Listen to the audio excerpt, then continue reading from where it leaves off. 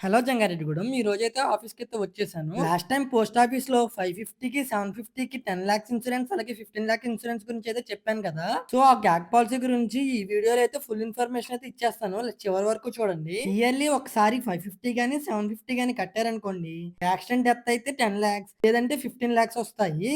అలాగే పర్మనెంట్‌గా కాళ్ళు చేతులు పడిపోయినా 550 కడితేనేమో 10,00,000 వస్తాయి. 750 కడితేనేమో 15,00,000 వస్తాయి. ముందుగా మీరైతే మన జేబేరి వ్లాగ్ పేజ్‌ని అయితే ఫాలో చేయండి.